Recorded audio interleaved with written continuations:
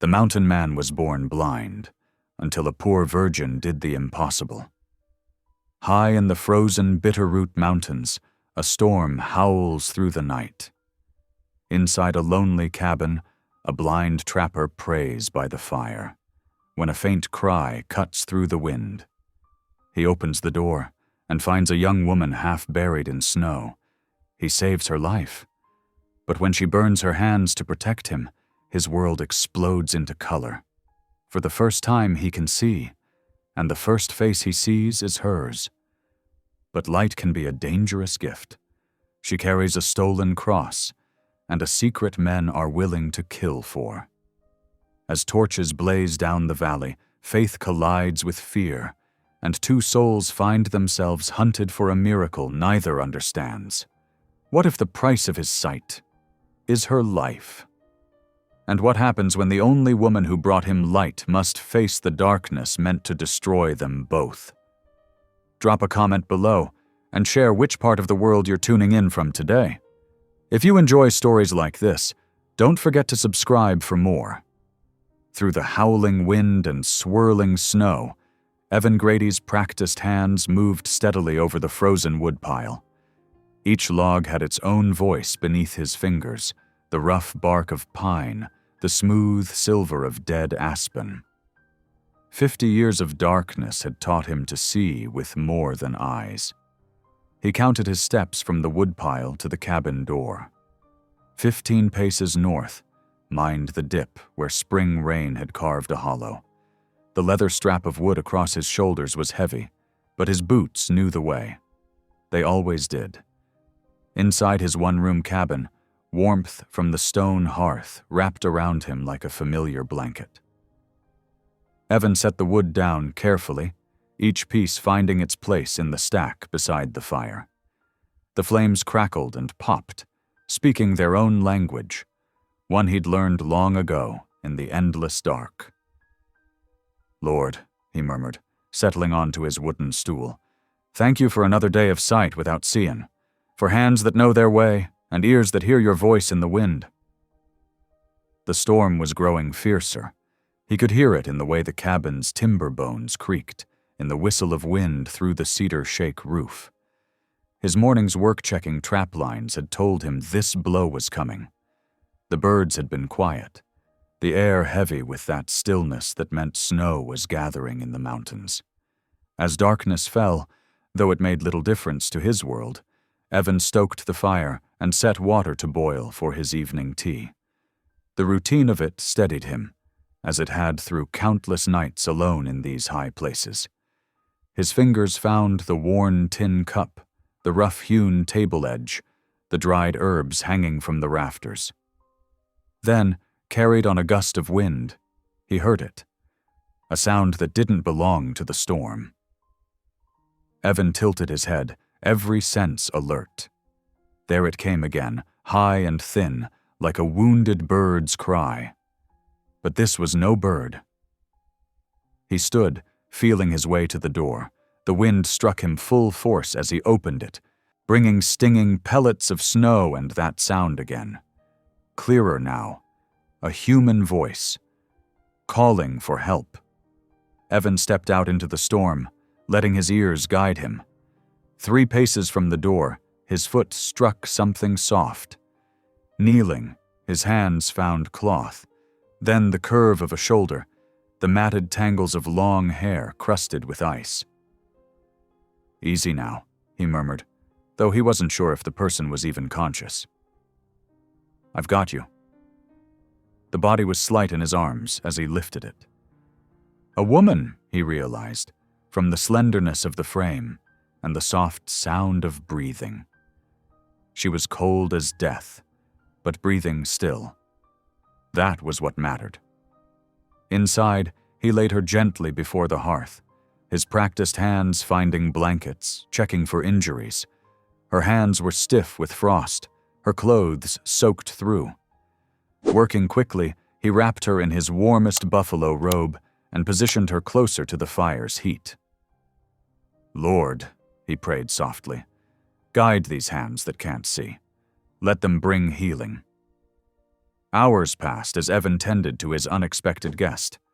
He warmed snow-melted water, using it to slowly bring life back to her frozen fingers.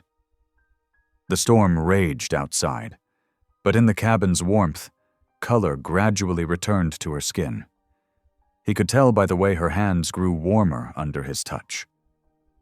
Near midnight, when the wind had reached a fever pitch that reminded him of wolf song, she stirred. He heard the sudden intake of breath, the rustle of blankets as she startled awake. "Be at peace," he said quietly, keeping his distance so as not to frighten her further. "You're safe here."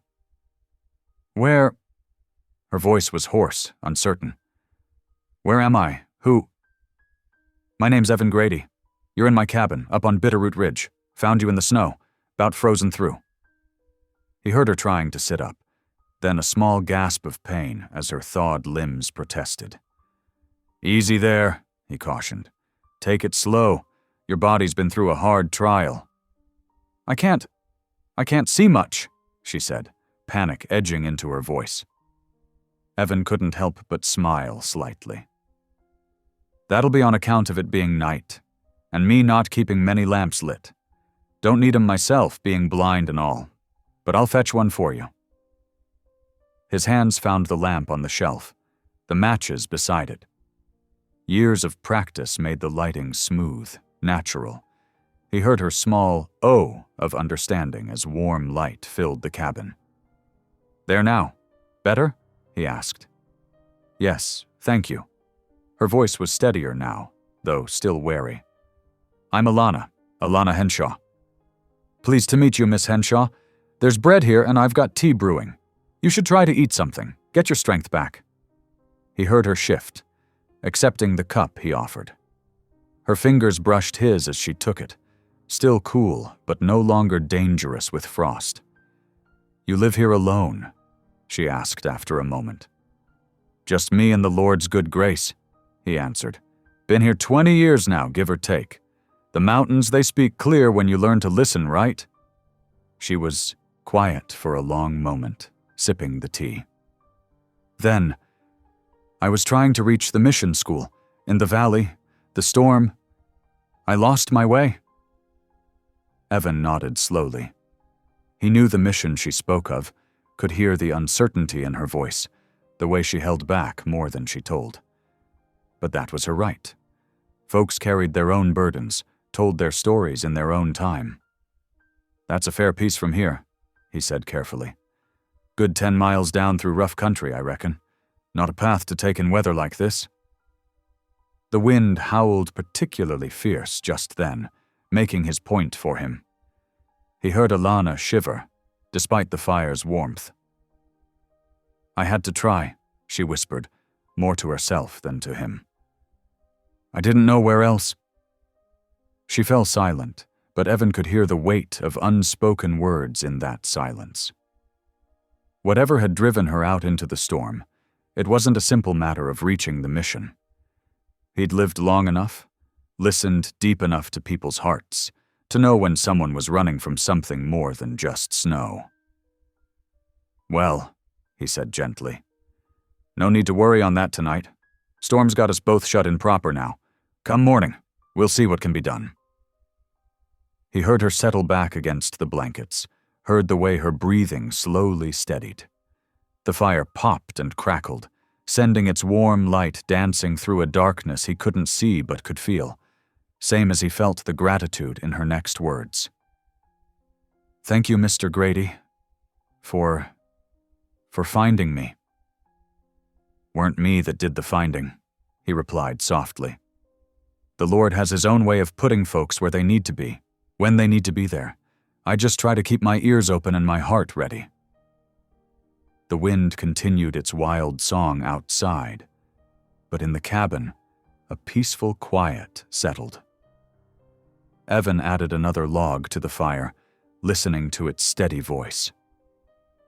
Tomorrow would bring its own trials, but for now, this was enough. 2 souls sheltered from the storm, sharing the warmth of hearth and humanity. He heard Alana's breathing deepen into sleep, and smiled slightly. Rest easy now, he murmured, though she couldn't hear him.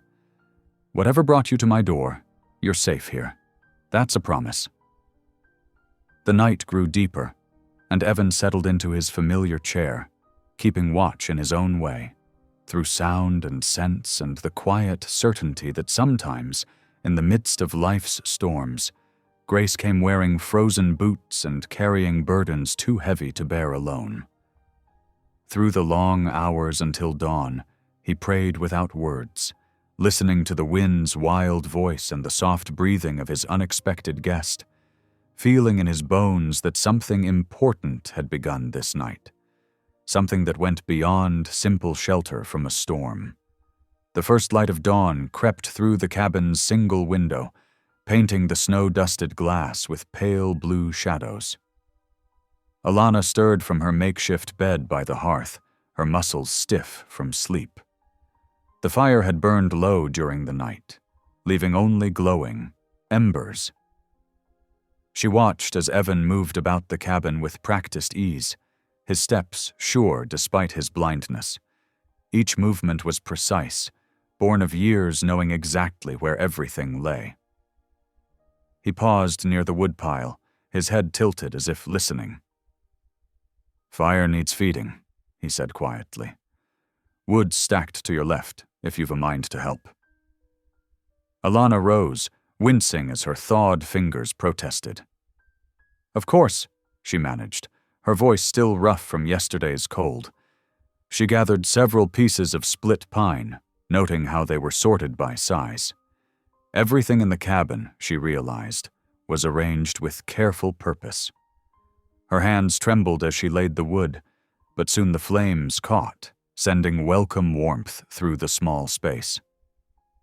Morning light grew stronger, revealing the cabin's simple furnishings, a narrow bed against one wall, shelves lined with jars and tools, a rough-hewn table with 2 chairs. The storm's letting up, she said, peering through the window. Once it clears, You should rest, Evan interrupted gently. Those hands of yours need time to heal proper. Mission ain't going nowhere. Alana bit her lip, watching him move to the fireplace. His movements were so natural, she hadn't immediately noticed his blindness. But now she saw how his fingers traced the mantel, how he counted steps between objects, how his unseeing eyes stayed fixed straight ahead. Let me help with breakfast, she offered, stepping toward the iron kettle hanging near the fire. It's the least I can do after... Everything happened in a heartbeat. Evan turned, misjudging her position. His foot caught the edge of the hearthstone. He stumbled, hand striking the kettle's handle. The pot of boiling water tipped, arcing toward him. Without thinking, Alana lunged forward. Her hands closed around the scalding iron, redirecting its contents away from Evan. Boiling water splashed across her fingers and wrists. Pain exploded through her hands. She couldn't hold back the scream. In that same instant, Evan gasped sharply. He staggered back, hands flying to his face. The kettle clattered to the floor between them as Alana clutched her burned hands to her chest, fighting back tears. Lord in heaven, Evan whispered. His voice shook. Lord in heaven. He was staring at her. Really staring, his eyes wide and focusing for the first time. Color had flooded his previously pale irises, turning them a deep brown that matched his weathered face. I can see you, he breathed. I can see everything. Alana barely heard him through the haze of pain. Her hands felt like they were still in the fire. She sank to her knees, unable to stop the tears now. Here, let me... Evan moved toward her, then stopped, momentarily overwhelmed by the visual input of a world he'd only known through touch. He blinked rapidly, steadying himself. The shelf behind you. There's a jar of salve. Blue lid. His voice held wonder as he named the color, seeing it for the first time in his 50 years. With trembling fingers, he retrieved the jar and a roll of clean bandages. Let me help you. Please. Alana extended her hands reluctantly. The skin was angry red, already beginning to blister. She watched Evan's face as he worked, saw how his newly seeing eyes took in every detail with amazement, even as his experienced hands moved surely to treat her burns. "This is a miracle," he said softly, carefully spreading the cooling salve. "Has to be. Never in all my years." He paused, looking up to meet her gaze. "You saved me from this burn, and in that moment, God gave me sight." "No," Alana whispered, fresh tears spilling. "No, it's not. It's punishment. Has to be." "Punishment?" Evan's hands stilled on the bandage he was winding. "What do you mean?" But Alana just shook her head, unable to speak through her quiet sobs. Evan finished binding her hands in silence, though she could feel his new gaze returning to her face again and again, as if drinking in the novelty of human expression.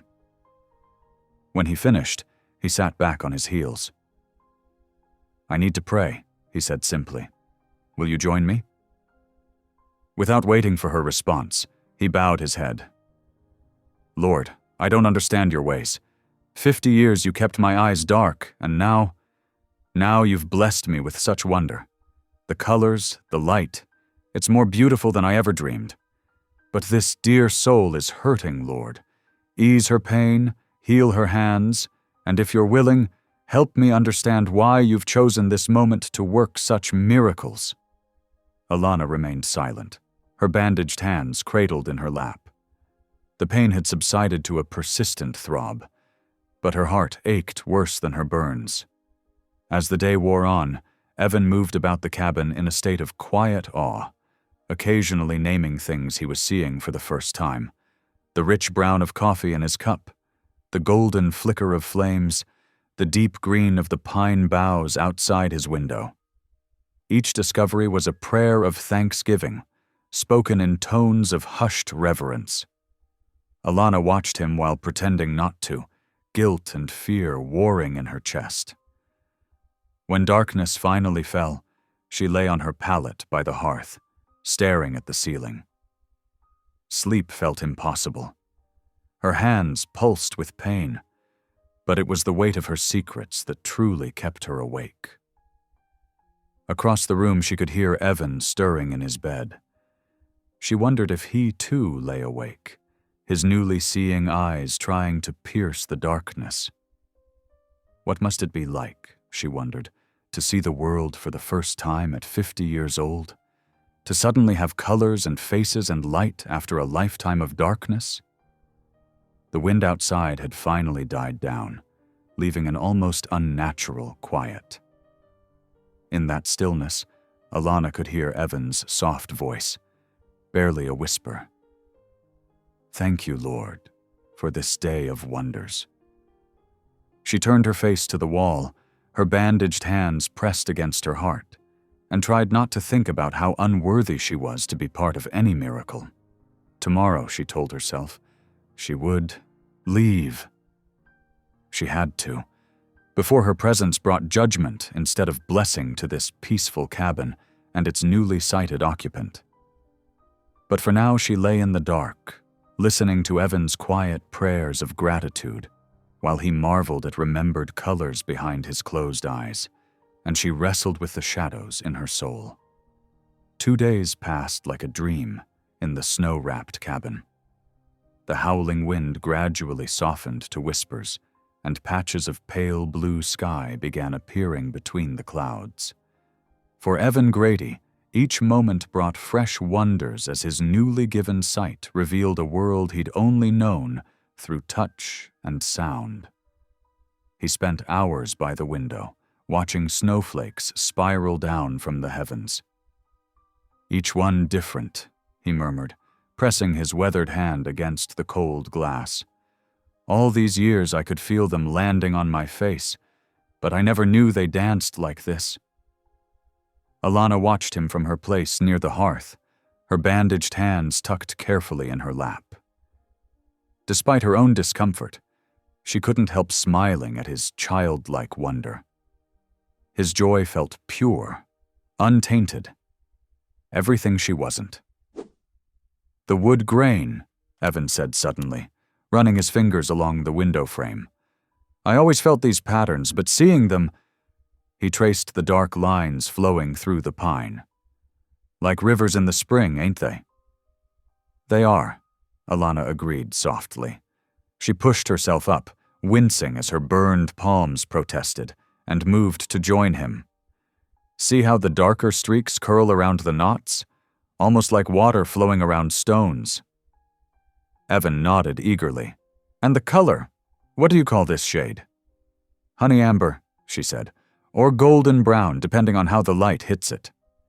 He repeated the words reverently, adding them to his growing vocabulary of colors. Everything needed naming now. The ruby-red coals in the fireplace, the silver-gray smoke curling up the chimney, the deep green of pine boughs weighted with snow. Think I'm getting better at walking without counting, he said, taking careful steps across the cabin floor. For 50 years, he'd navigated by memory. 15 steps to the door, 8 to the table, 12 to his bed. Now his eyes guided him, though he sometimes still reached out automatically to touch familiar landmarks. You're doing well, Alana encouraged. She moved to help him arrange some items on the table, things he wanted to study with his new sight. Her sleeve caught the edge of her shawl, and something small and bright fell from its folds. The locket hit the plank floor with a clear ring, spinning once before settling. Alana's heart stopped. She'd forgotten she was carrying it. Evan turned at the sound, his newly seeing eyes finding the glint of metal instantly. He bent to retrieve it before she could move. His fingers traced the familiar pattern of engraved roses, and all the color drained from his face. Where did you get this? His voice was barely a whisper. Alana's throat went dry. I bought it from a peddler years ago when I was helping at the mission school. The words tumbled out too quickly. He said it was from back east. No. Evan's fingers kept moving over the design, finding the tiny nick in one corner that he'd known since childhood.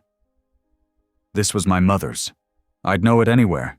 Used to hold it while she told me stories at night. Had her picture inside, though I never saw it myself. Being blind then.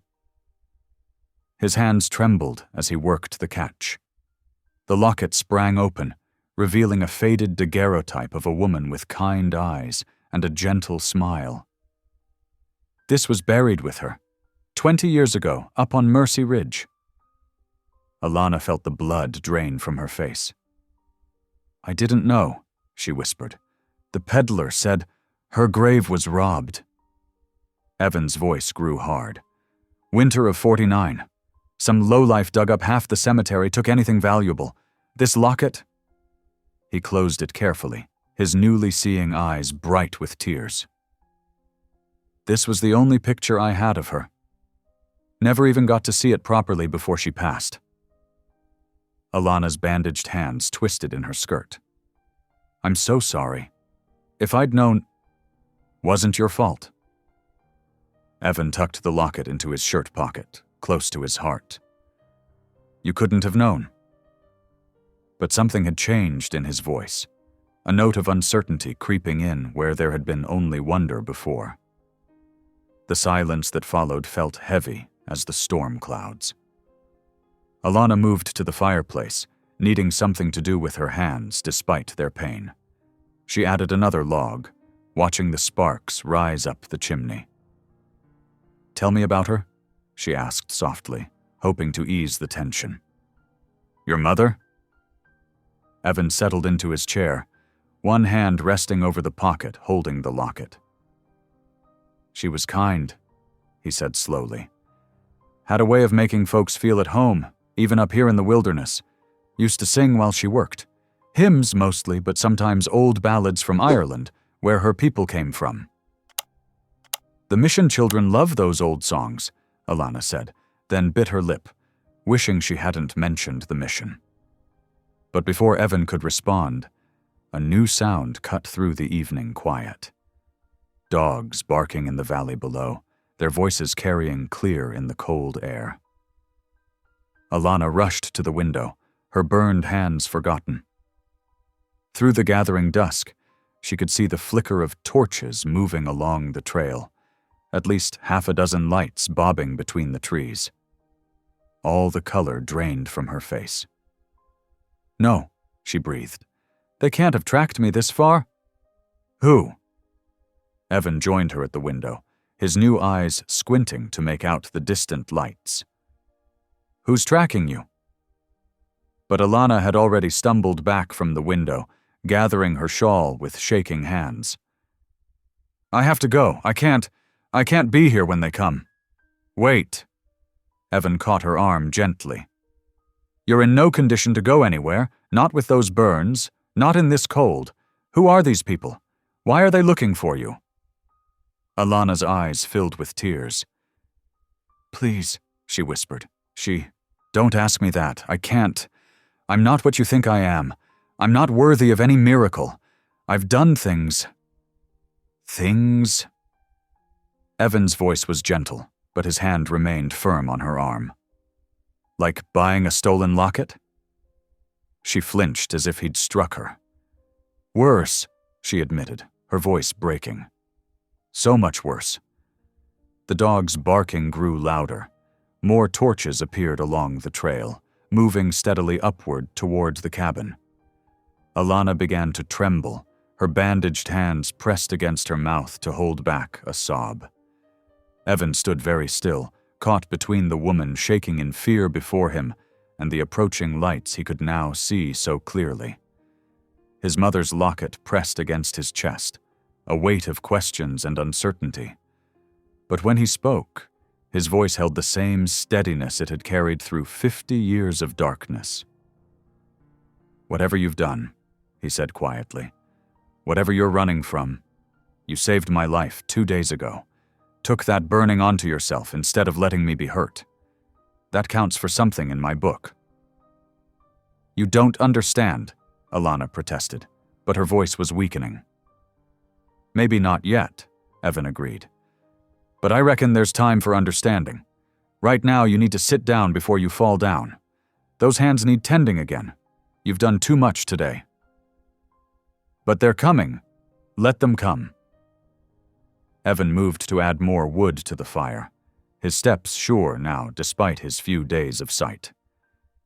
"This is my home. No one comes through that door without being invited, not even men with torches." The dogs were very close now, their barking sharp and eager. Alana sank into a chair, all strength leaving her legs. In the firelight, her face looked young and frightened, reminding Evan of the lost soul he'd found in the snow just days ago. "Trust me," he said softly, settling into the chair opposite her. "Whatever storm's coming, we'll weather it together. The Lord didn't give me new eyes just to have me turn blind to someone in need." Alana's bandaged hands trembled in her lap. Outside, the torches grew closer, and voices could be heard calling through the gathering dark. She looked at Evan, seeing the quiet strength in his newly seeing eyes, and felt something shift in her heart. Not peace, not yet, but perhaps the first fragile stirring of hope. The dogs bayed louder, and their masters' voices grew clearer. They would reach the cabin soon. Alana straightened her spine, drawing what courage she could from Evan's steady presence. Whatever judgment approached with those torches, at least she wouldn't face it alone. Dawn crept over the Bitterroot Mountains, painting the snow-laden pines in shades of rose and gold. Inside Evan's cabin, the fire had burned low, leaving only glowing embers that cast dancing shadows on the walls. The new silence felt different from the peaceful quiet Evan had known all his life. This one thrummed with tension. The sound came first. Boots crunching through crusty snow, the jingle of bridle bits, and the low murmur of men's voices. Evan stood at his window, marveling at how his newly gained sight matched the sounds he'd always relied upon.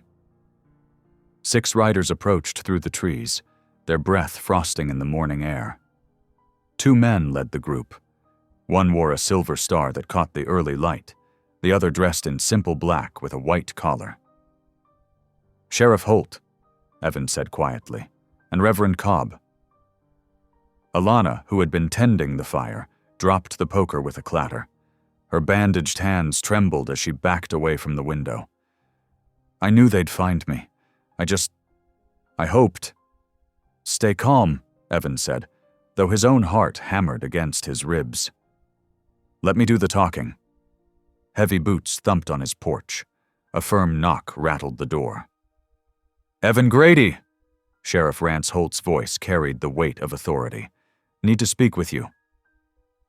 Evan opened the door, positioning himself squarely in the frame.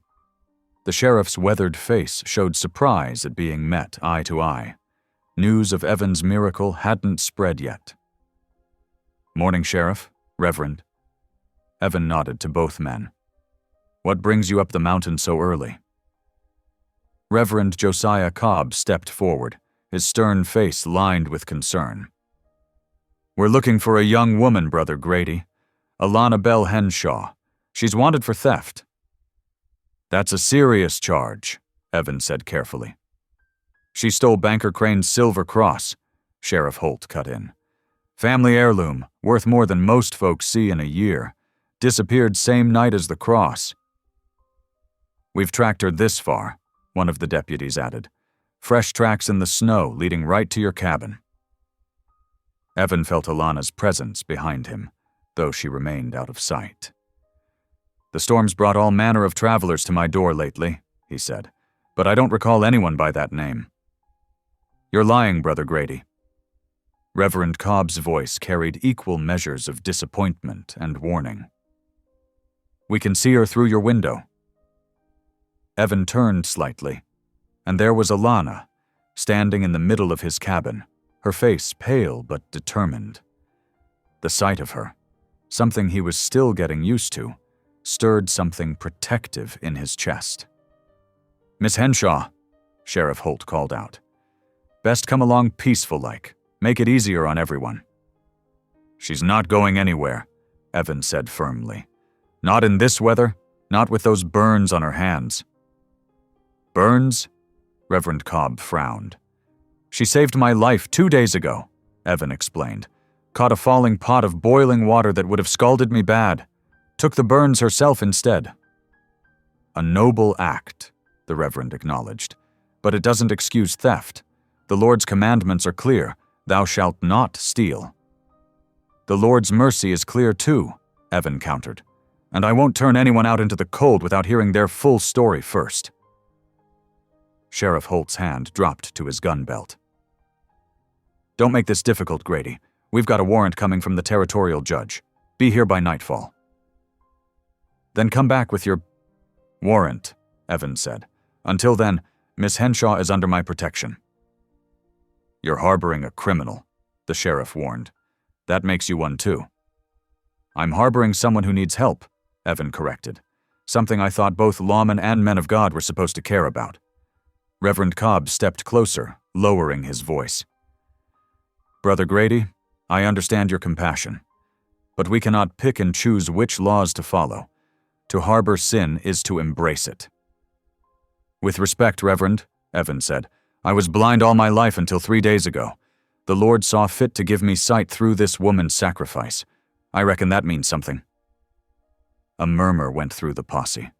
The Reverend's eyes widened. "You can see? Truly?" "Clear as morning," Evan confirmed. "First thing I ever saw was Miss Henshaw's face, right after she took those burns saving me. Now you tell me, would the Lord work a miracle through someone purely evil?" This gave Reverend Cobb pause, but Sheriff Holt was unmoved. "Miracle or no, the law's the law. We'll be back with that warrant by sundown." He turned his horse, gesturing for his men to follow. "Don't do anything foolish before then, Grady. You've lived clean too long to ruin it now."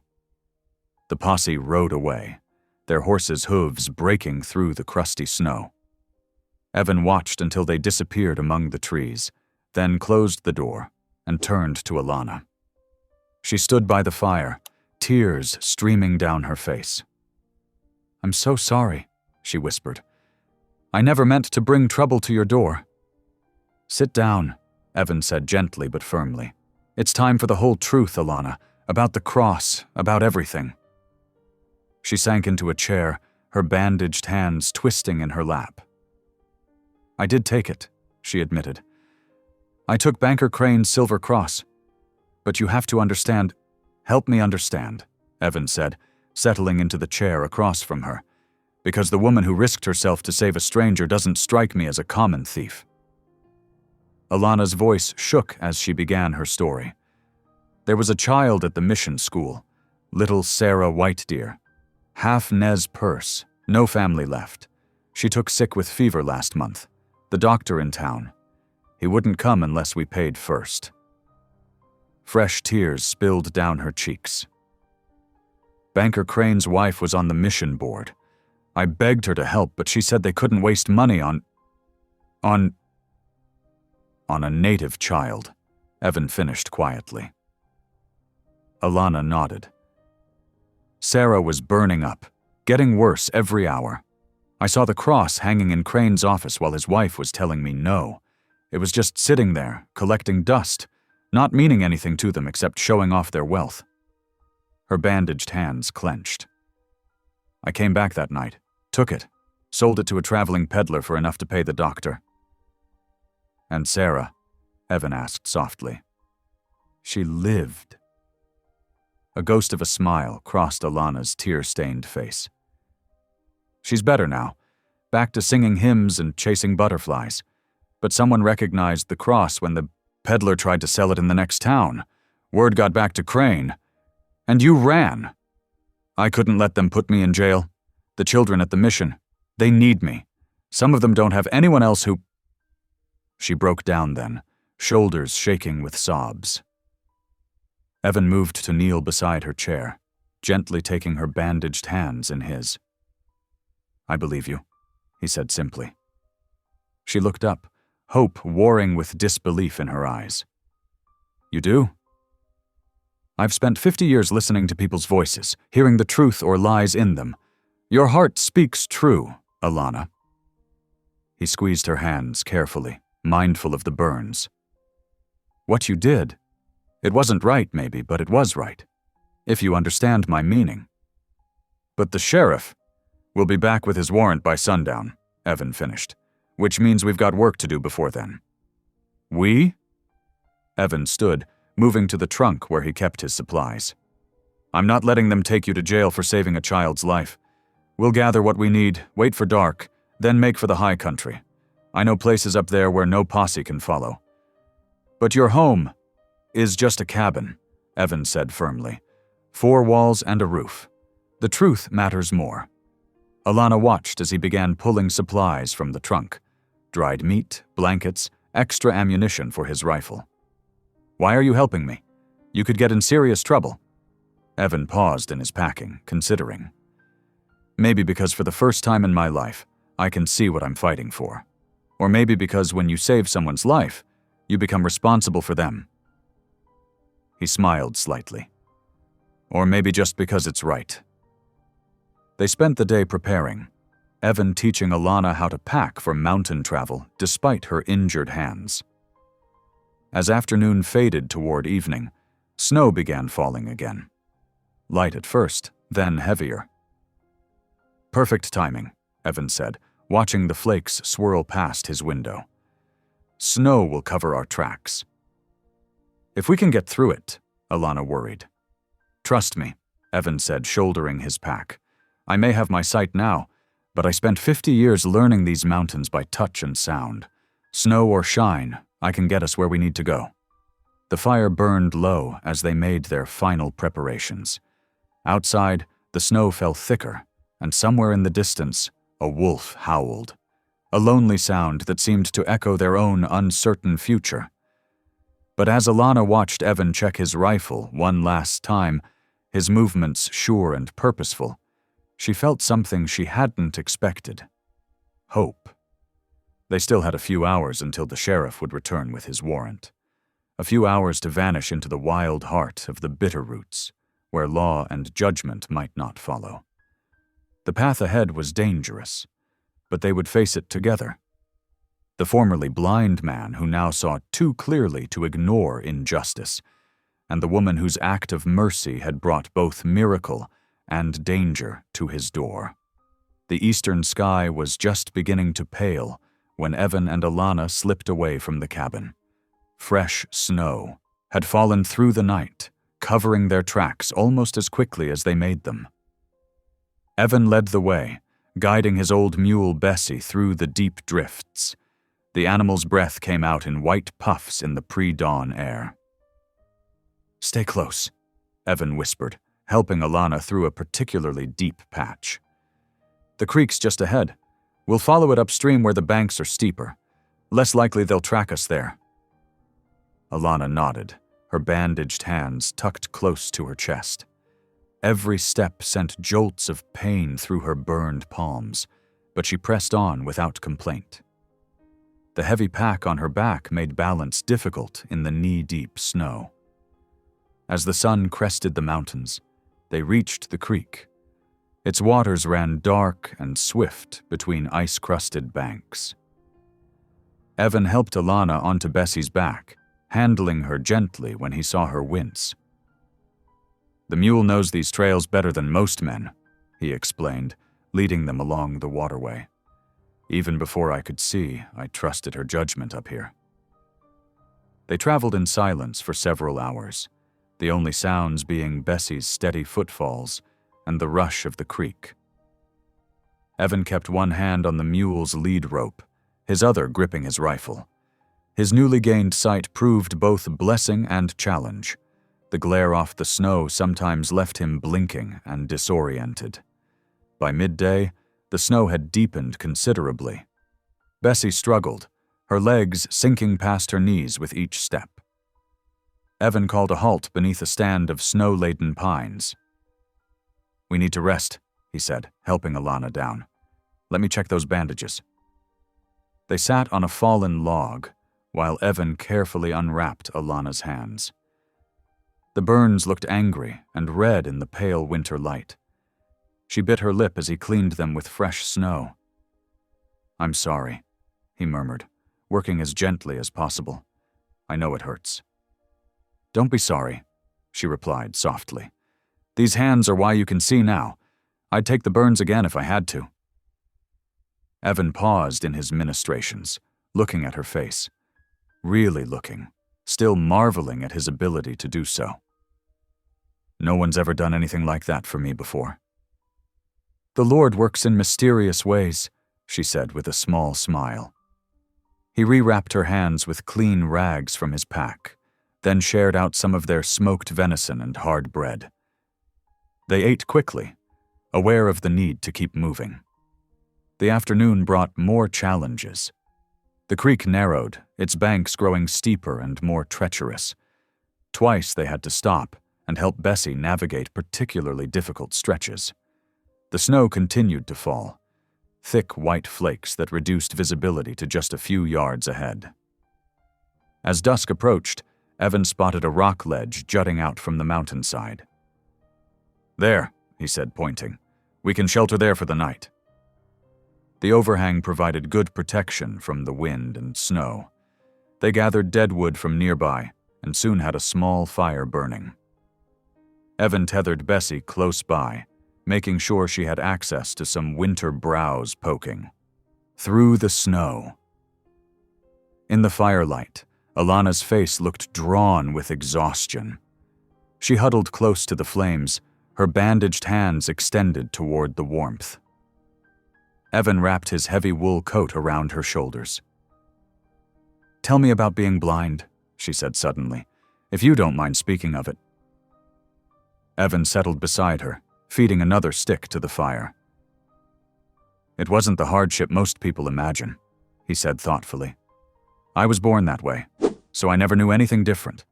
God gave me other gifts, good ears, a strong sense of smell, hands that could read the world through touch." "How did you survive up here alone?" By learning to listen. He smiled, remembering. The mountains speak if you know how to hear them. Wind through pine needles sounds different before a storm. Water changes its song when it's about to freeze. Even the silence has different qualities. Summer silence isn't the same as winter silence. And God's voice? She asked softly. How did you hear that? Evan was quiet for a long moment, considering. In everything, he finally said. In the way birds call to each other at dawn, in the rhythm of rain on my roof, in the way my garden grew under my hands even though I couldn't see what I was planting. He paused. In the cry of a stranger in a snowstorm. Alana ducked her head, but not before he caught the shine of tears in her eyes. They traveled for 2 more days, working their way higher into the mountains. The going was slow and difficult. The snow grew deeper, and the air grew thinner. Evan wrapped Alana's hands with fresh bandages each night, noting with relief that they were starting to heal. On the 3rd day, as they rounded a bend in the trail, Alana suddenly grabbed Evan's arm. There, she whispered, the mission. The building stood in a small clearing, its weathered walls gray against the snow. Windows stared out like empty eyes, and the cross above the door hung slightly crooked. Alana slid from Bessie's back and walked toward it slowly, as if in a trance. It looks so small, she said, her voice breaking. So abandoned. Evan followed her to the door, which swung open at his touch. Inside, dust motes danced in the weak light filtering through the windows. The wooden pews stood in silent rows, and a simple altar dominated the front of the room. Alana moved down the center aisle, her fingers trailing along the pew backs. The children used to sit here, she said softly. Every morning we'd sing hymns. Their voices were so pure, so full of joy. She reached the altar and sank to her knees, shoulders shaking with silent sobs. Evan found a broom in a corner and began sweeping, giving her time with her grief. He cleared away the dust and dead leaves that had blown in through broken windows. In a cabinet behind the altar, he discovered some old lamp oil and matches. "Help me?" he asked gently, holding out the lamp. Together they cleaned the small chapel. Alana straightened the hymnals and arranged the altar. Cloth.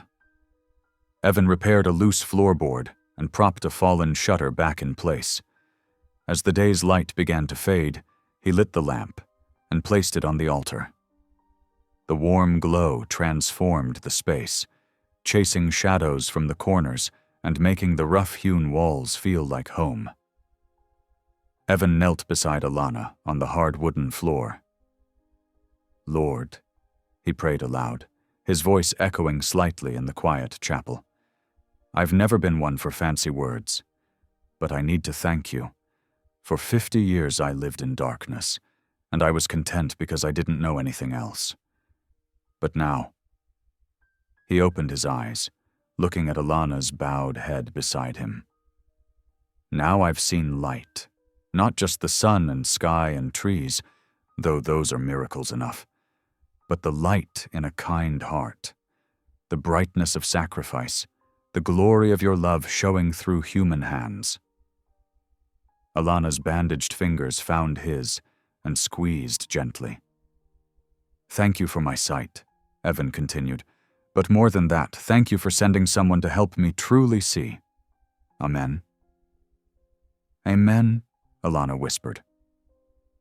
They sat in companionable silence as darkness gathered outside. The lamp flame flickered, casting their shadows on the walls. Through the broken window came the sound of wind in the pines, a sound Evan had known all his life, but was now learning to see as well as hear. The mission might have been abandoned, but in that moment it felt more alive than ever. 2 souls seeking refuge had brought it back to life, filling it once again with prayer and purpose. The lamp burned steady on the altar, a beacon of hope in the wilderness, much like the faith that had led them there. The morning sun cast long shadows through the mission windows as Evan stoked the cooking fire. A week had passed since they'd claimed sanctuary in the abandoned building. They'd settled into a careful routine, gathering wood, melting snow for water, taking turns keeping watch. Alana's hands were healing slowly, though the burns still troubled her. The crunch of snow outside made Evan freeze. He grabbed his rifle from beside the door, movements precise despite his still new sight. A shadow passed across the window. Evan positioned himself by the wall, weapon ready. The door creaked open. A man stood in the threshold, wrapped in a fur-lined coat. His black hair was shot through with silver, and his dark eyes held wisdom earned through years. He carried a leather medicine bag decorated with careful beadwork. "Peace, friend," the stranger said, raising empty hands. "I am Henry Manypaths." Evan kept the rifle steady. "What brings you here?" "Smoke from your chimney. These mountains are my people's healing grounds." Henry's gaze moved past Evan to where Alana stood near the altar. "I come to help, not harm." Something in the man's calm demeanor made Evan lower his weapon slowly. "Your Ute?" Henry nodded. "A healer. The spirits led me here."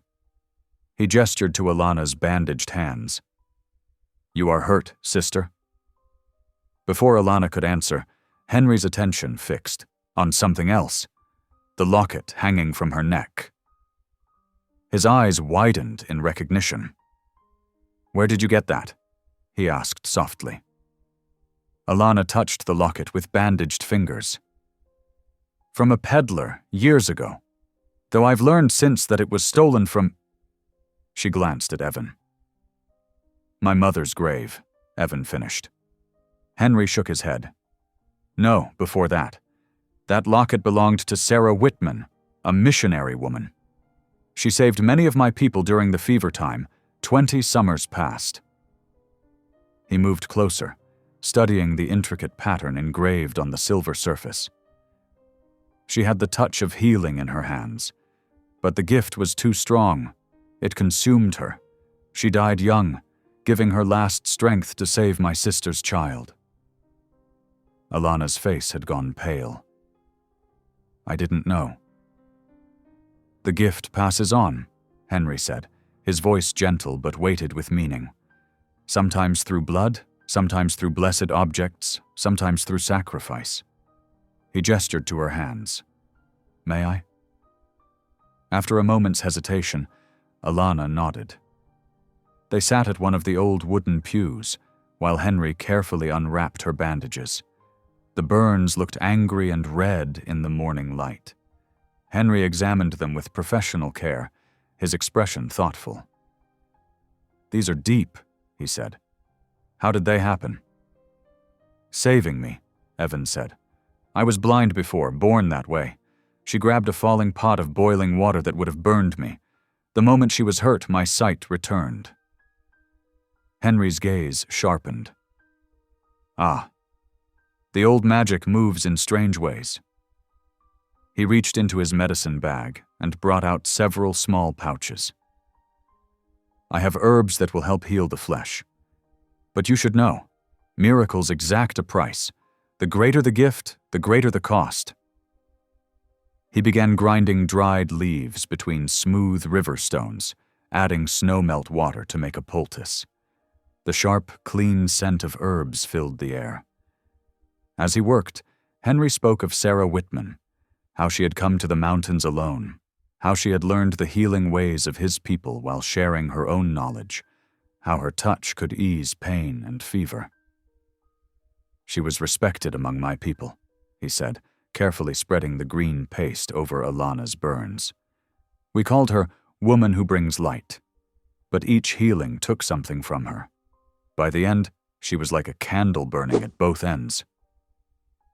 Evan watched the gentle way Henry treated Alana's wounds. "You're saying the gift killed her?"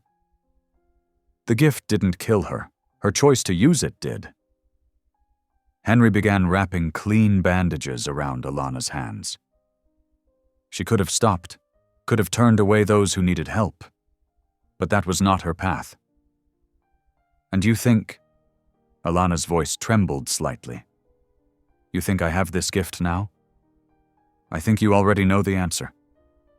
Henry tied off the bandages and sat back. "The locket found its way to you. And now this." He gestured to Evan. "Sight restored through sacrifice? That is old medicine? Powerful medicine." A log shifted in the fireplace, sending sparks up the chimney. Outside, wind sighed through the pines. The morning light through the windows seemed to take on a different quality, as if the air itself had grown thicker with meaning. Henry reached into his medicine bag once more and brought out a string of prayer beads, smooth wooden spheres interspersed with tiny silver bells. These were hers, Sarah's. She used them to focus her prayers while healing. He placed them in Alana's bandaged hands. "Perhaps they will serve you as well." "I don't deserve these," Alana whispered. "I'm no healer. I'm running from the law. I stole—" "A silver cross to buy medicine for a sick child," Henry finished. "Yes, I heard the story in town. Sometimes mercy requires difficult choices." He smiled gently. Sarah would have understood. They shared a simple meal of corn cakes and dried meat. Henry spoke of other things: weather signs in the mountains, safe paths through the high passes, places where healing herbs could be found. But underneath the practical talk ran a current of deeper meaning. Evan could sense it in the way Henry watched Alana, in the careful way he explained which plants could ease pain or fight fever. As afternoon faded toward evening, Henry made ready to leave. "I must return to my people," he said, "but I will leave you with medicines and knowledge." He showed them how to prepare the herbs he'd brought, explaining each mixture's purpose. That night, after Henry had gone to sleep in front of the fire, Evan found Alana still awake, staring at Sarah's prayer beads in the lamplight. The tiny bells made no sound as they moved through her fingers. "What are you thinking?" he asked softly. "About choices," she replied. "About prices paid." Before he could respond, her eyes drifted closed and she fell into an exhausted sleep. But her rest was troubled. In the deep hours of the night, she began to murmur and twist in her blankets. Evan woke to the sound of her distress. "No," she whimpered. "The fire, the crosses—" "Alana." He touched her shoulder gently. "Wake up. You're safe." Her eyes flew open, wild with remembered fear. For a moment, she didn't seem to recognize where she was. Then awareness returned, and she sat up, shaking. "Bad dreams?" Evan asked. She nodded, drawing her knees up to her chest. "I don't know. Fire everywhere. Burning crosses. People calling for help, but I couldn't reach them all." She looked at her bandaged hands. "I felt like I was being torn apart." Evan moved closer, offering the comfort of his presence. "You're safe," he repeated. "Whatever's coming, we'll face it together." "Will we?" She turned to look at him, her face pale in the dying firelight. "Henry said miracles have a price. What if your sight wasn't just a gift? What if it's a sign of something bigger? Something that will ask more of us than we're ready to give?" "Then we'll give it," Evan said simply. "Whatever comes." They sat in silence as the fire burned, low. Eventually, Alana's breathing steadied, and she drifted back to sleep. Evan stayed awake, watching the stars through the broken window, thinking about prices and payments, gifts and obligations. Dawn came with a bitter wind. Henry prepared to leave, packing his medicine bag and checking the weather signs. He left them with a supply of herbs and detailed instructions for their use. "Remember," he said to Alana, "the gift is not a burden unless you make it one. It is a tool, like any other. Use it wisely." He pressed the prayer beads into her hands once more. These belong to you now. They will help focus your intention when healing. To Evan, he said, watch over her. The path of a healer is never easy, but it is harder still when walked alone. They stood in the doorway of the mission, watching until Henry's figure disappeared into the trees. The morning sun caught the silver bells on the prayer beads, making them flash like tiny stars.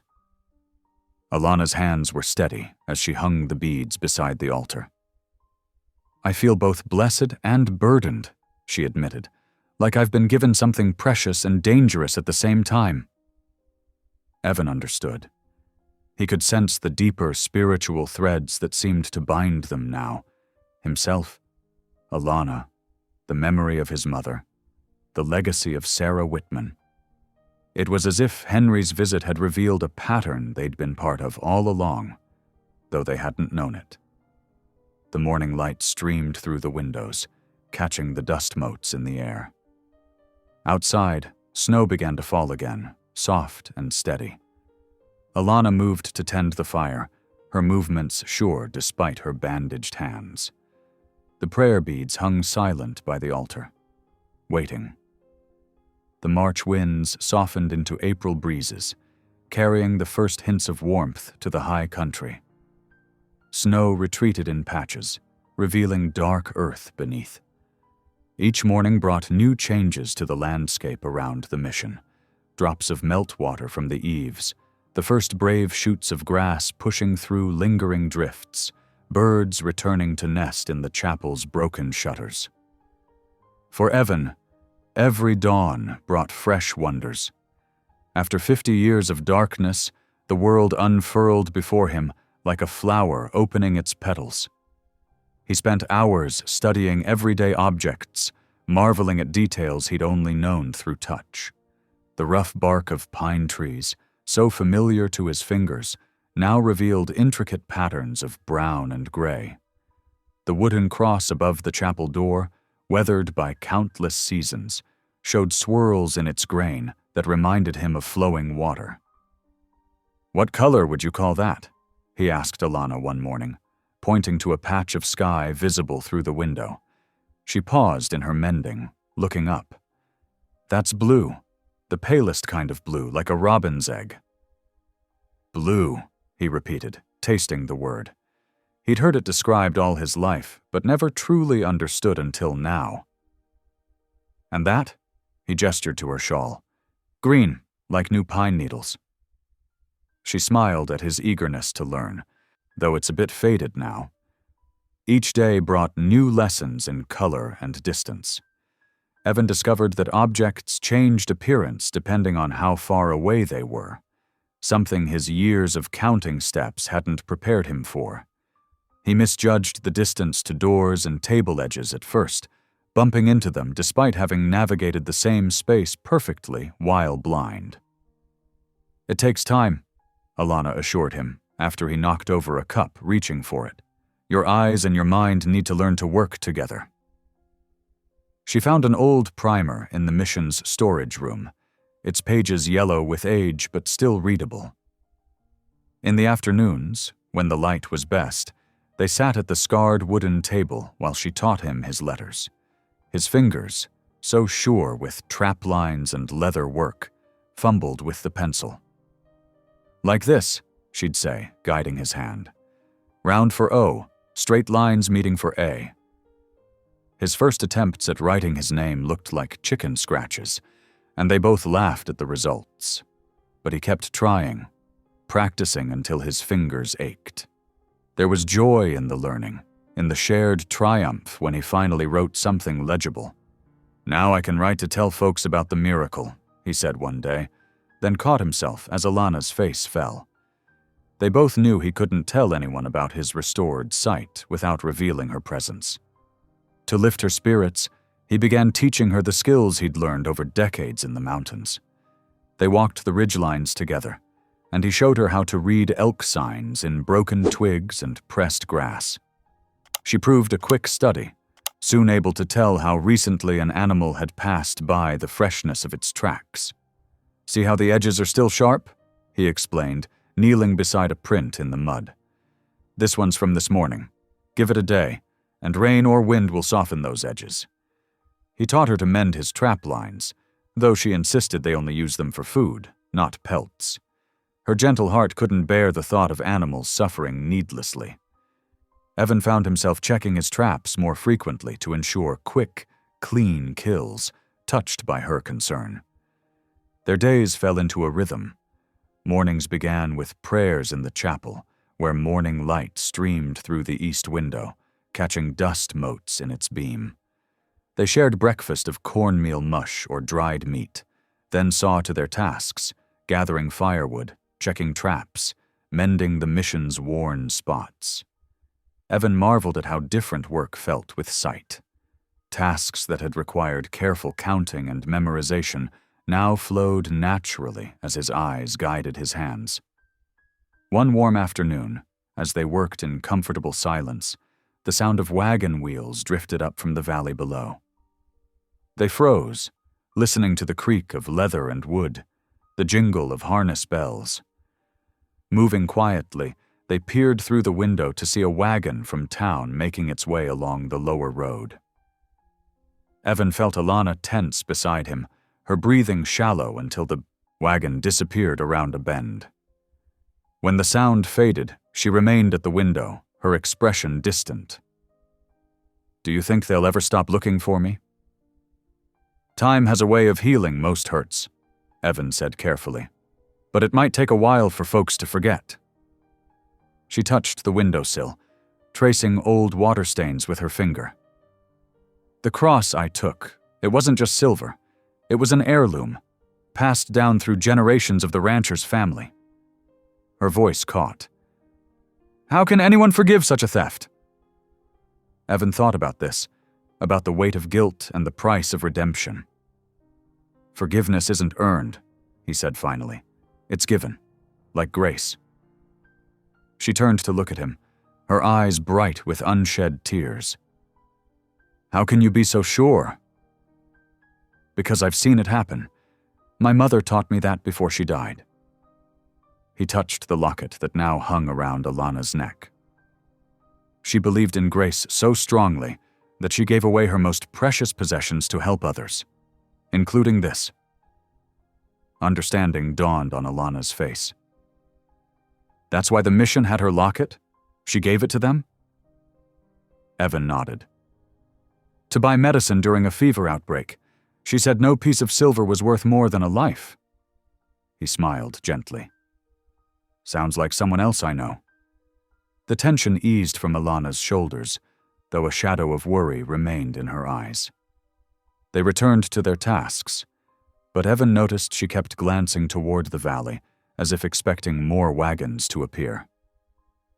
As the day cooled toward evening, Alana suggested they should plant a garden. "The earth's thawed enough now," she said, testing the soil with her fingers. "We could have fresh vegetables by summer's end." They found seed packets in the mission's storage, tough, hardy varieties meant for the mountain climate. Together they cleared a patch of ground near the chapel's south wall, where it would catch the most sun. Evan's strong arms turned the soil, while Alana worked in handfuls of ash from the fireplace to enrich it. "My mother had a garden," Evan said as they worked. "I remember the smell of turned earth in spring, though I never saw it until now." He paused, struck by the rich colors before him. Dark soil, green shoots, Alana's auburn hair catching the late sun. She showed him how to measure the proper depth for each type of seed, deeper for peas and beans, shallow for lettuce. They worked side by side, hands in the earth, planning for a future neither of them had imagined months ago. "Carrots here," Alana said, marking rows with string, then onions and potatoes along the back wall. She spoke with quiet authority, and Evan realized she must have helped with the mission's gardens before, when it was still active. As they planted, she hummed old hymns under her breath, gentle tunes that spoke of grace and renewal. Evan found himself humming along, though he'd never been much for singing. There was something peaceful about the work, about planning for growth while their hands shaped the earth together. The sun was setting by the time they finished, painting the sky in colors Evan was still learning to name. They sat on the chapel steps, tired but content, watching the light change. A cool breeze carried the scent of damp earth and growing things. "Life finds a way," Alana said softly, looking at their newly planted garden. "Even in the hardest places." Evan looked at her profile in the fading light, struck by how naturally she fit into this place, into his life. The woman who had collapsed in his doorway during a blizzard had become something more: partner, teacher, friend. Perhaps even... He pushed the thought away, not ready to examine it too closely. Instead, he said, "We should rig up some kind of fence tomorrow. Keep the deer from eating all our hard work." She nodded, practical as always. "We can use those fallen branches from the lightning-struck pine, and I saw some wire in the tool shed." They sat in comfortable silence as darkness gathered. One by one, stars appeared, points of light Evan had known only as his mother's descriptions for most of his life. Now he could see their beauty for himself, could trace the patterns Alana named for him. "That's the Big Dipper," she said, pointing. "See how those stars form a cup shape with the handle?" He followed her gesture, amazed at how the random points of light formed clear pictures once you knew how to look. Like learning his letters, like learning to see distances. It was all about understanding patterns. From the valley came the lonely call of a whippoorwill. Inside the mission, embers glowed in the fireplace, needing to be banked for the night. But neither of them moved yet, reluctant to break the peaceful moment. In the garden, seeds lay in the dark earth, waiting for sun and rain to wake them. Like the seeds, something else was taking root. Something neither of them spoke of, but both could feel growing stronger with each passing day. It was there in shared meals and quiet evenings, in lessons given and received, in the gentle way they moved around each other in the small spaces of their shared home. Life was beginning again, not just in the warming earth, but in their hearts as well. Whatever the future might hold, this moment was a gift, like sight restored, like grace freely given. They sat together in the gathering dark, watching the stars brighten, while below them their garden waited for morning. The spring morning dawned clear and bright, with songbirds calling from the newly leafed branches. Evan stood at the mission's front step, breathing in the crisp mountain air. He'd risen early to check the snare lines, pleased to find 2 plump rabbits for their stew pot. The sound of hoofbeats made him pause, his hand instinctively reaching for the rifle propped by the door. A lone rider approached on a dappled mare, saddlebags heavy with letters and packages. The man's clerical collar identified him as a missionary courier, one who served the fine network of frontier churches and missions. He pulled up short, tipping his hat. "Morning, friend. You must be the new caretaker for St. Andrew's Mission?" The courier's friendly smile showed he assumed Evan belonged here. Evan hesitated only a moment before nodding. "That's right." The lie felt bitter on his tongue, but necessity drove him. "Been here since winter. Glad to see someone's keeping the old place up." The courier reached into his saddlebag. "Got some correspondence here from the diocese." He handed over a thick envelope, its paper worn from long travel. "Much obliged," Evan said, accepting the letter. His heart hammered as he noticed the official seal. The courier didn't linger, having many miles yet to cover. "God's grace go with you, brother," he called over his shoulder as he turned his horse back toward the valley. Evan waited until the rider disappeared around the bend before looking more closely at the envelope. His newly gained sight still struggled with small print, but he could make out "Urgent" stamped in red ink across the top. Inside he found several papers. The first was a general circular to all missions, discussing supply arrangements and building repairs. But the second document made his blood run cold. It was a wanted notice, offering a substantial reward for information leading to the capture of Alana Bell Henshaw, accused of theft and flight from justice. The bounty amount, $500, was signed by Silas Crane, the Valley's wealthiest banker. Evan's hands trembled as he read the details. The notice painted Alana as a dangerous criminal who had stolen a priceless family heirloom after being taken in as a household servant. It claimed she had a history of theft and deception, preying on the kindness of others. "What's that?" Alana's voice startled him. She stood in the doorway, wiping her hands on her apron after tending their morning bread. Evan quickly folded the notice and tucked it into his shirt. "Just some church business," he said, holding up the general circular as proof. "Courier thought I was the new caretaker." She accepted this with a nod, but her eyes held a shadow of worry. "We should be careful about visitors. Word travels fast in these mountains." Throughout the morning, Evan struggled with his conscience. The wanted notice weighed heavy in his pocket as they went about their daily tasks. He watched Alana carefully tend their newly planted garden, her bandaged hands still clumsy but improving. The thought of her in a jail cell made his chest ache. By afternoon, he couldn't bear the secret any longer. "We need to talk," he said as they rested in the shade of the chapel wall. "About the letter?" Alana's quiet voice surprised him. "I saw you hide it this morning." Evan pulled out the crumpled notice. "Crane's offering $500 for your capture. That's enough to tempt every bounty hunter in the territory." She took the paper with trembling fingers, her face growing pale, as she read. "He won't stop until he finds me, will he?" "We can't stay here forever," Evan said gently. "Maybe it's time we went down to the valley, tried to clear your name. There must be people at the mission who could speak for your character, verify your story about the sick child." "No." The force of her response made him blink. "Please, not yet.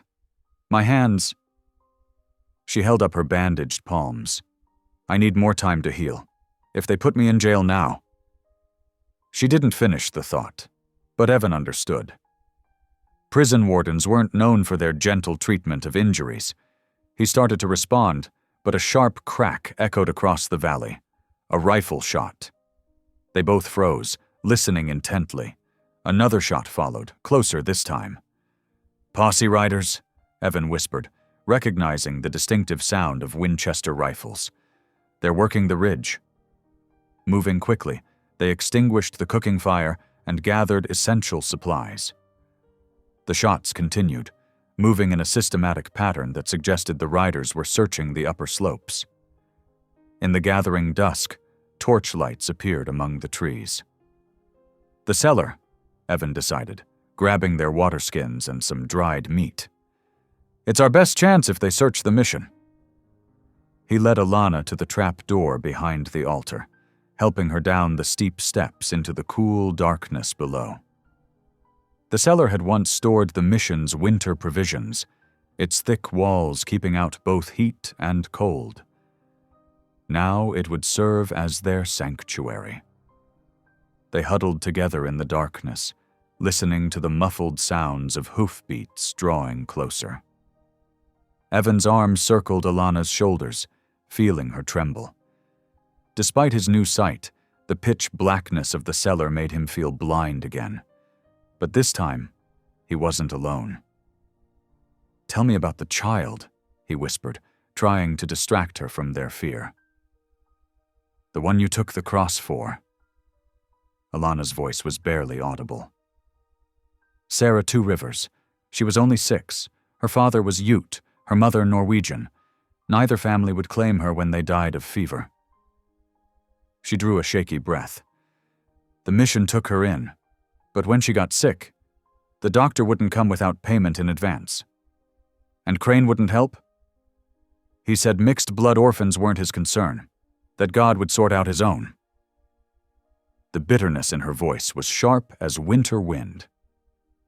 I begged him for a loan, offered to work it off, but he just quoted scripture about the wages of sin and showed me out. Above them, horses snorted and men called to each other. Boots scraped on the mission's wooden steps. Evan held his breath, praying the trapdoor's outline wouldn't be visible in the dark. I saw the cross in his study, Alana continued, her words tumbling out in a desperate whisper. Pure silver, just gathering dust on his shelf. He had dozens of fine things like that, all for show. And Sarah was dying, in so much pain. You did what you thought was right, Evan murmured, but she died anyway. Alana's voice broke. 3 days after I sold the cross, the medicine came too late. The voices above grew louder, men examining the mission's main room. Dust sifted down through the cellar's wooden ceiling as boots thumped overhead. A lantern's glow leaked through the floorboards, casting weird shadows in their hiding place. Check the back rooms, a gruff voice ordered. Mason, see if there's a root cellar. These old missions usually had one. Evan tensed, ready to fight if needed, but heavy footsteps passed right over the trap door without pausing. After what seemed like hours, the search party moved on, their torches and voices fading into the night. Still, Evan and Alana waited, hardly daring to breathe. The night grew colder, and Alana shivered against him. He wrapped his coat around them both, trying to share warmth. I keep thinking about Sarah, she whispered finally. How scared she must have been, with no one to hold her hand at the end. I should have done more, found another way. You did everything you could, Evan said firmly. Sometimes that has to be enough. Does it? Her question hung in the darkness. The Bible says thou shalt not steal, but it also says to care for orphans and widows. How do we know which command to follow when they conflict? Evan considered this, remembering his mother's teachings. Maybe that's why we need grace, because sometimes doing right by God's children means breaking man's rules. They fell silent again as more hoofbeats passed nearby, but these riders didn't stop. Gradually, the night grew quiet, except for the soft calling of owls and the whisper of wind through pine needles. Near dawn, when the cellar had grown so cold their breath fogged in the dim light seeping through the floorboards, Evan finally decided it was safe to emerge. He helped Alana up the steep steps, both of them stiff from hours of stillness. The mission stood untouched, though boot prints in the dust showed how thoroughly it had been searched. Outside, the garden they'd planted lay peaceful under the pale morning sky, unaware of the drama that had unfolded in the night. Alana sank onto a wooden bench, exhausted. We can't keep hiding forever, she said quietly. Sooner or later they'll find us. Evan nodded, knowing she was right.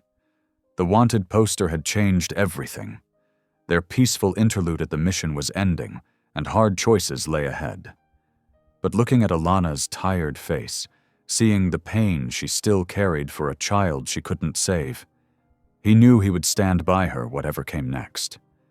For now, though, they had survived another night. The morning sun touched the chapel's weathered cross, making it glow like silver, while in the garden below, seeds continued their patient work of growing toward the light. The rain fell in sheets, drumming against the mission's roof for the 7th straight day. Inside, the old chapel felt like Noah's Ark, a haven from the deluge, but one that kept its occupants trapped with their thoughts. Evan sat by the window, watching rivulets trace patterns down the clouded glass. His newly gained sight still marveled at how rain transformed everything it touched, turning the world into flowing silver. Behind him, Alana paced restlessly, her bandaged hands held close to her chest. The endless rain had prevented them from gathering herbs to replenish her burn remedies, and Evan could tell she was in pain. But there was something else troubling her, a weight of words unsaid that seemed to grow heavier with each passing hour. "Would you like me to read more?" he offered, gesturing to the Bible on the lectern. They'd been working through Psalms together, finding comfort in ancient words of refuge and deliverance. "No." Alana's voice was tight. She stopped pacing and stared out at the rain. "I need to tell you something. About the cross. About everything." Evan turned from the window, giving her his full attention. After their close call with the posse last week, he'd sensed this confession coming, like thunder building before a storm. "I haven't been entirely truthful," she began, her words tumbling out fast, as if she feared losing courage. "The cross I took from Silas Crane, it wasn't silver, it was gold, pure gold, with rubies set in the corners." Evan stayed silent, letting her continue. Lightning flashed outside, briefly illuminating her pale face. "Crane didn't just own that cross, he owned my father's life." Her voice grew bitter. "Papa borrowed money to survive the drought of '73. When the crops failed again the next year, he couldn't pay. Crane foreclosed on our farm, but that wasn't enough for him. She swallowed hard. "He had his men burn our barn, with our livestock inside, said it was an example to other debtors." Thunder rolled across the valley as Alana hugged herself tightly. "Papa never recovered from the shame. He took sick that winter and died, leaving me alone. I was 17. Evan's heart ached, remembering the lonely years after his own parents' passing. "Is that when you went to work at the mission?" She nodded. "The sisters took me in, gave me purpose teaching the children. For 5 years, everything was peaceful. Until Tommy got sick." "Tommy?" "Thomas Blackfeather, 8 years old. His mother was Cherokee, his father Irish. Neither would claim him." Alana's voice softened with memory. "He had the sweetest laugh, and he loved stories, especially Daniel in the lion's den. Said it gave him courage." She moved closer to the window, watching the rain. "When the fever came, it hit him hardest. He needed special medicine from back east. The doctor wanted $50 just to order it." Her hands clenched, despite the pain it must have caused. "I went to Crane for help. He was on the mission's board of directors, you see. Had that golden cross displayed right there in his office, worth 10 times what we needed." "And he refused?" Evan asked quietly. "He said Tommy's kind weren't worth investing in." "Called him a—" She stopped, unable to repeat the slur. "I begged, offered anything. He just quoted scripture about the wages of sin and had his men throw me out." Lightning flashed again, and in that instant, Evan saw tears on her cheeks. "That night I broke into his office. The cross was right there, mocking all his false piety. I took it, rode through darkness to the nearest town, and sold it to a traveling merchant." Her voice cracked. "But when I got back with the medicine 3 days later, Tommy was already gone. All that sin, that theft, and I couldn't even save him." She sank to her knees, shoulders shaking. "I didn't just steal gold, Evan. I betrayed everything I believed in, and a child died anyway." Evan rose and crossed to her, his steps sure despite the dim light. He knelt beside her, gently taking her bandaged hands in his. "No," he said firmly. "You didn't steal gold, you tried to buy mercy. There's a difference. The law doesn't see one. The law isn't always right." Evan's voice was soft but certain. "Remember what Christ did to the money changers in the temple? Sometimes sacred things get corrupted by greed, and it takes righteous anger to set them straight." "Are you saying God wanted me to steal?" A hint of disbelief colored her tone. "I'm saying God understands the difference between theft for profit and sacrifice for love."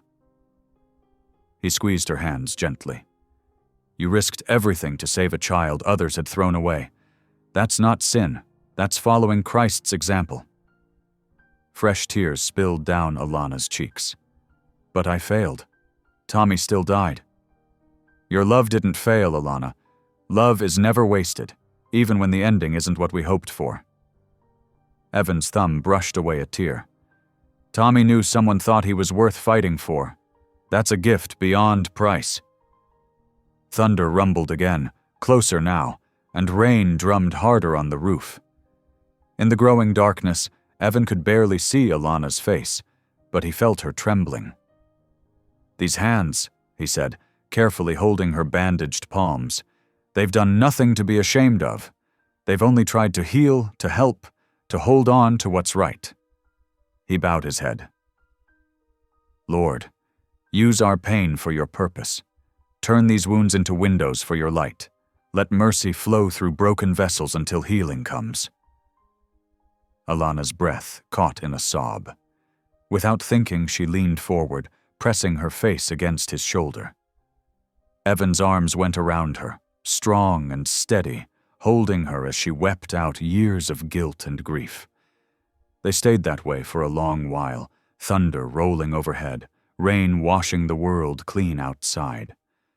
When Alana finally lifted her head, Evan saw something new in her eyes.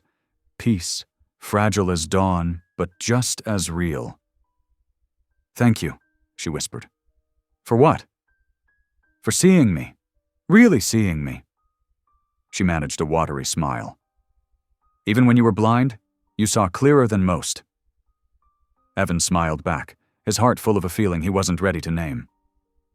"Maybe that's why God gave me sight now, to see His grace at work in you." Outside, the storm began to ease, rain softening to a gentle patter. Inside, something had shifted, like ice breaking up in spring. The truth was finally out, and with it, the first tender shoots of healing had begun to grow. They remained close, sharing warmth and silence as darkness settled over the mission. Neither spoke of tomorrow's dangers or yesterday's pain. For now, it was enough to know they weren't alone anymore, that God's mercy could flow through broken things, turning wounds into windows for His light. Spring sunshine warmed the weathered boards of the old mission as Evan and Alana worked side by side, replacing rotted shingles on the roof. The steady rhythm of their hammers echoed through the valley, punctuated by the cheerful songs of returning meadowlarks. "Hand me another bundle?" Evan asked, wiping sweat from his brow. His newly sighted eyes had adjusted well to working at heights, though he still relied on his other senses for balance. Alana passed him the fresh cedar shingles, her hands finally healed enough for manual labor. "That should finish the north side," she said, "though we'll need more for the chapel roof." "We'll manage." Evan smiled, remembering how far they'd come since that stormy night of confession 3 weeks ago. The Lord provides. They'd started small, sweeping out dust, washing windows, and repairing broken furniture. Each day brought new challenges, but also new mercies. The mission slowly transformed from a shuttered shell into something living again. Word spread through scattered homesteads about activity at the old mission. Hunters and trappers passing through would pause, watching the former blind man working with sure steps across the yard. Children began appearing at the edge of the clearing, drawn by curiosity about the blind bear who sees and the gentle woman who sang while she worked. One morning, a tired-looking woman arrived with 2 small children clinging to her skirts. Her husband had died in a logging accident, she explained haltingly, and she needed somewhere safe to leave the little ones while she took in washing. Alana welcomed them immediately, her eyes bright with purpose. That evening, as Evan watched Alana teaching the children their letters, he felt a familiar warmth in his chest. Her voice was soft but steady as she helped them sound out words from the old primer. "That's right, Sarah. she encouraged the older girl. Now help your brother with his alphabet. The next day, 3 more children appeared. The Cooper twins from the sawmill and young Jimmy Blackhawk, whose mother worked as a laundress in town. Within a week, their small classroom held 8 regular students. Evan found himself telling Bible stories during lunch breaks, acting out David and Goliath with stick figures in the dirt. The children's laughter filled spaces that had been silent too long. Even more remarkable was how they didn't see differences between themselves, white, native, or mixed heritage. They were simply children, sharing bread and stories under God's sky. One bright Tuesday morning, while Evan split wood for the cook stove, he heard horses approaching. His hand tightened on the axe handle until he recognized Reverend Cobb's distinctive cough. The circuit preacher dismounted slowly, his expression guarded but curious. "Quite a change from when I was here last," he observed, taking in the fresh-swept yard and new roof shingles. "The Lord's work is never finished," Evan replied carefully, setting aside his axe. "Would you care to come inside?" They found Alana leading the children in amazing grace, her voice trembling but pure. The younger ones swayed as they sang, while the older children harmonized with surprising skill. The reverent sound filled the small chapel like sunshine through clean glass. Reverend Cobb stood in the doorway, hat in hand, listening until the final notes faded. Several of the children waved to him. They knew him from his circuit visits to their families. "Miss Henshaw," he said formally, "I see you've returned to your calling."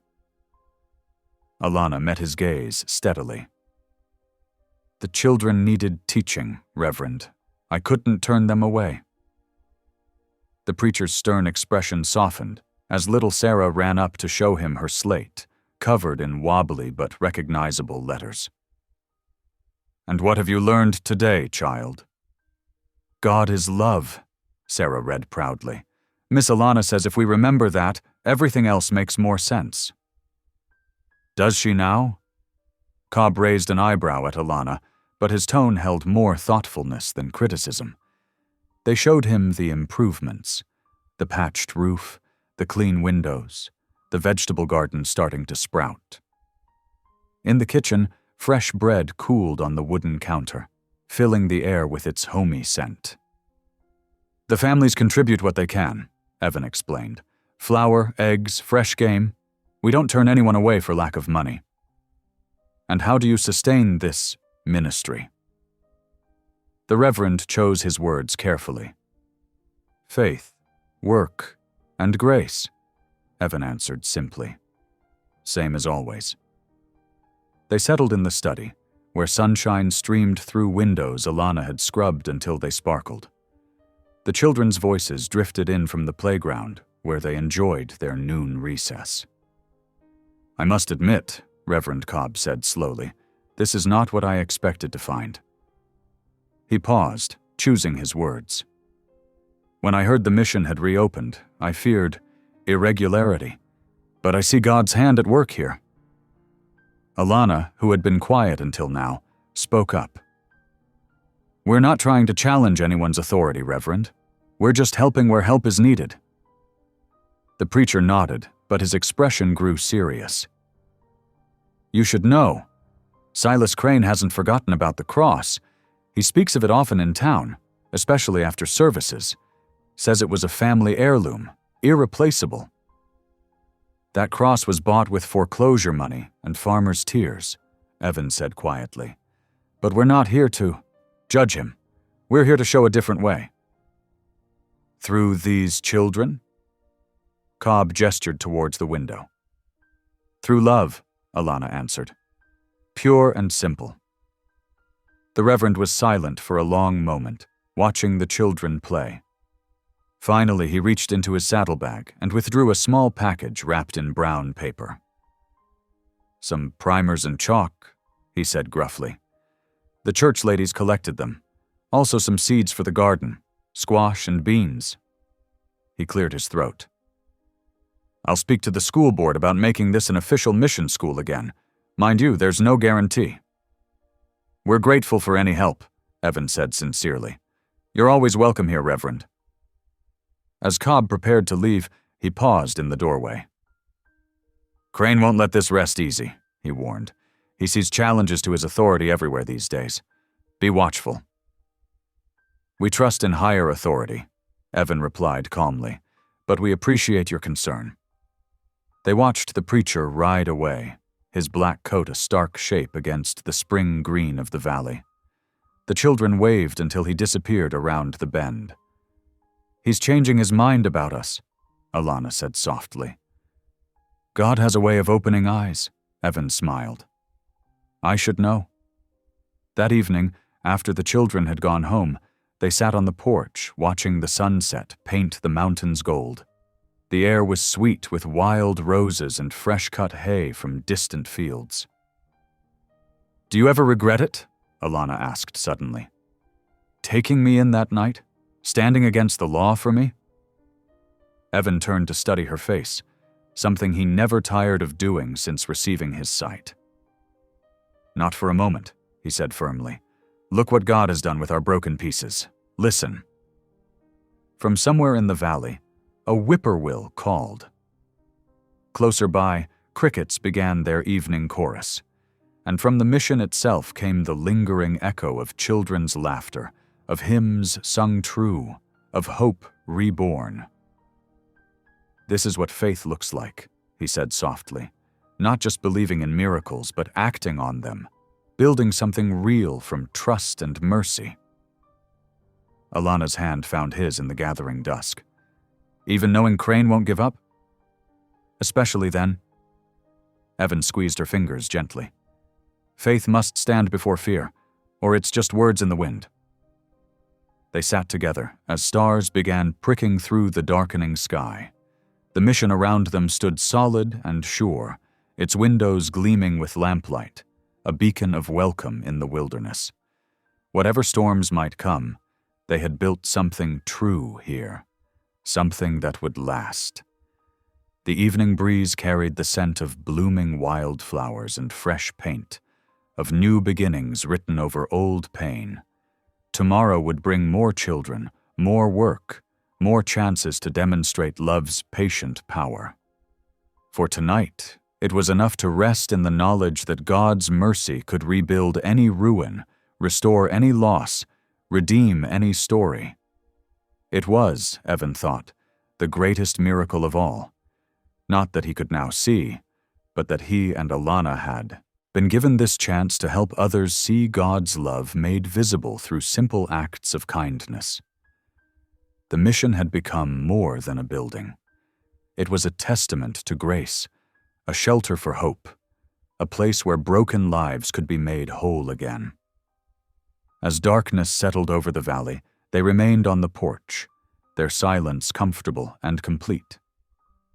The mission stood quiet around them, ready for whatever tomorrow might bring, its walls holding the prayers and promises of all who sought refuge there. Faith had found its home again in this remote valley, and through faith, they would face whatever challenges lay ahead. The sunrise painted the Bitterroot Mountains in shades of rose and gold that Easter morning. Evan stood at the mission's door, marveling at how the light caught each dewdrop like scattered diamonds across the grass. Even after months of sight, such simple beauty still took his breath away.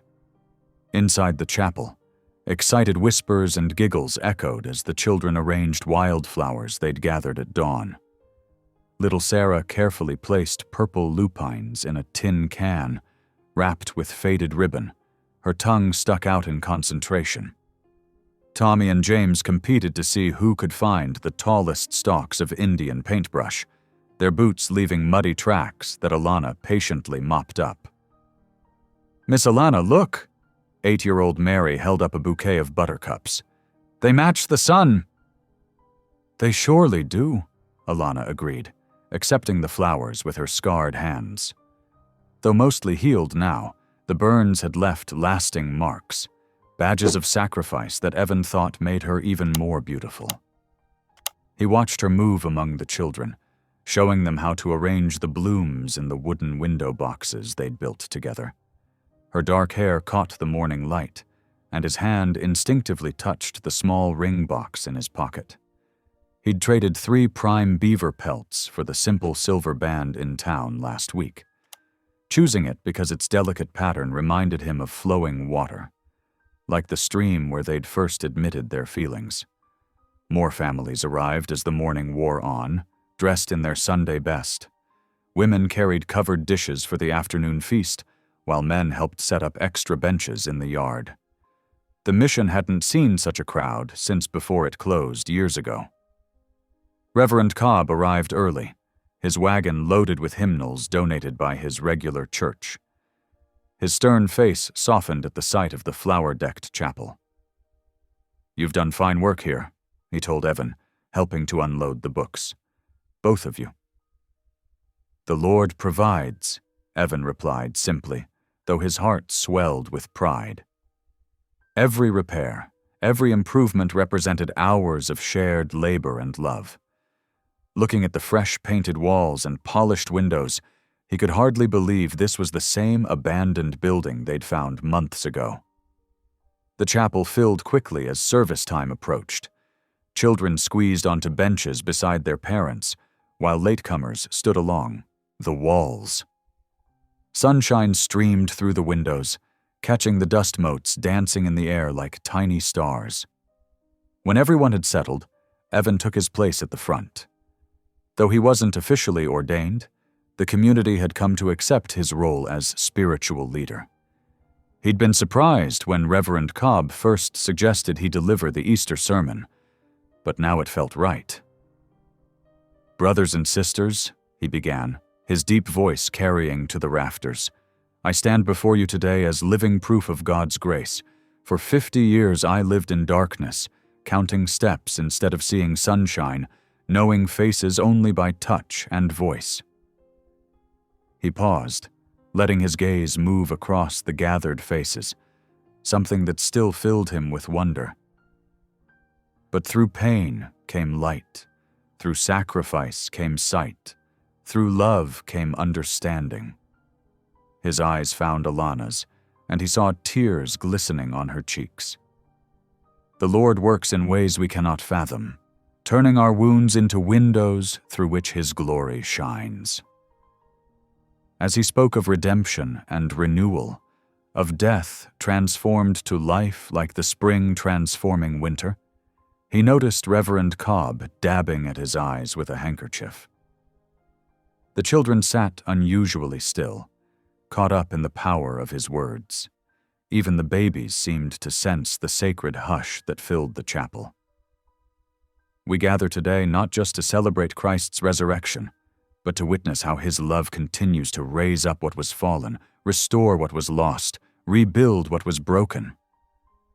Evan's voice grew stronger. "Look around you. See how this mission, once empty, now overflows with life. See how these children, once scattered, now form a family. See how God's mercy makes all things new." After the final hymn, people lingered to chat and help set up for the feast. Evan's nerves hummed with anticipation as he watched Alana organize the food tables. He'd planned everything carefully. He would lead her to the garden after the meal, to the bench they'd built together under the old apple tree. There, surrounded by the first spring blossoms, he would ask her to share his life forever. "That was quite a sermon," Reverend Cobb said, joining him by the door. "You spoke from the heart." "When you've seen darkness turn to light, it's easy to believe in miracles," Evan replied. The Reverend nodded thoughtfully. "The school board meets Tuesday. I expect they'll approve the mission's official status. You've proven yourselves here." "Thank you for your support," Evan said sincerely. "It means more than you know." As the feast began, laughter and conversation filled the yard. Children darted between tables, sneaking extra pieces of pie when their mothers weren't looking. The spring air carried the mingled scents of food and flowers, of new grass and fresh-turned earth from the garden. Finally, Evan saw his chance. Alana had stepped away from the crowd, admiring the tulips that bordered the path to the chapel. His heart pounding, he walked toward her. "Would you walk with me?" he asked softly. "There's something I'd like to show you in the garden." She smiled up at him, tucking a strand of hair behind her ear. "Of course." They had only taken a few steps when the first hoofbeats echoed across the valley. Evan froze, his trained ear catching the rhythm of multiple riders approaching fast. Through newly blessed eyes, he watched dark shapes appear on the ridge. 5 mounted men, their rifles glinting in the sun. His heart sank as he recognized the lead rider's posture. He'd seen Crane's hired guns in town often enough to know their look. Hard men who solved problems with bullets instead of words. "Get the children inside," he told Alana urgently. "Quick now." She didn't waste time asking questions. "Children!" she called out, her voice carrying across the yard. "Time for an Easter egg hunt in the chapel." Parents, sensing the tension, helped hustle the little ones through the doors. Reverend Cobb stood on the steps, his face grim as he watched the riders approach. "We can face them," Alana whispered, returning to Evan's side. Her fingers found his, squeezing gently. "Together." Evan squeezed back, the ring box in his pocket forgotten as the riders drew nearer. He'd dreamed of this moment being perfect, down on one knee in the garden, surrounded by spring flowers. Instead, they stood hand in hand on the chapel steps, watching trouble approach on this holy day. Yet somehow, feeling Alana's strength beside him, her scarred hand clasped firmly in his, this moment held its own kind of perfection. Whatever came next, they would face it as one, just as they had faced every challenge since that stormy night when she'd collapsed at his door. The riders were close enough now that he could make out their faces, their expressions hard as the guns they carried. The wind carried the sound of their horses' hooves like distant thunder, a storm about to break over their Easter celebration. But Evan stood tall, drawing strength from Alana's presence beside him. They had built something precious here. A home, a mission, a family, and they would defend it, come what may. "We can face them," he echoed her words, his voice steady. "Together." The afternoon sun cast long shadows across the mission yard as Crane's men took up positions around the building. Sheriff Holt rode forward, his badge gleaming dully against his dust-covered vest. His eyes wouldn't meet Evan's as he called out. "Miss Henshaw, come out peaceful-like. Mr. Crane wants his property returned, and there won't be trouble." "She stays with us," Evan answered, standing firm in the doorway. His hands remained visible, empty of weapons. Behind him, he could hear Alana herding the children toward the back of the chapel. A whoosh cut through the air. A flaming torch arced over their heads, landing on the mission's thatched roof. Dry spring grass caught instantly. Orange flames licked upward as smoke began to curl through the rafters. "Back door! Children follow Miss I." "Alana!"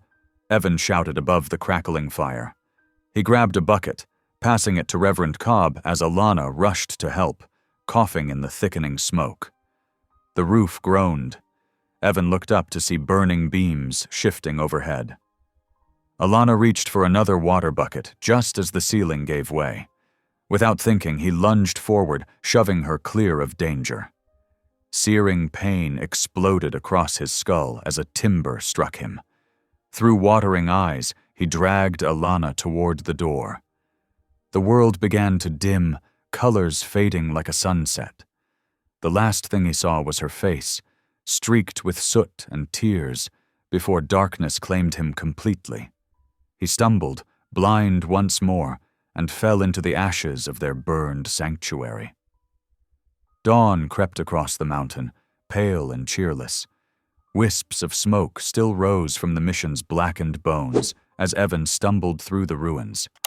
His hands trembled as they swept through cooling ashes, searching for any sign of her. "Alana!" His voice cracked with desperation. "Alana, please answer!" Only the morning wind whispered back, carrying the bitter scent of burned timber. Fragments of hymnal pages crunched beneath his feet as he made his way to where the altar had stood. His legs gave way, and he sank to his knees among the embers. Tears carved clean trails down his soot-stained face as he lifted his voice in prayer. "The Lord gave, and the Lord hath taken away," he whispered, echoing Job's ancient words. "Blessed be the name of the Lord." The crunch of wagon wheels announced Reverend Cobb's return. Gasps and murmurs of shock rippled through the gathering townspeople. "By heaven, what evil is this?" The Reverend's voice shook with anger. "Evan, we'll form a posse. Crane must answer for—" "No." Evan's quiet voice cut through the rising fury.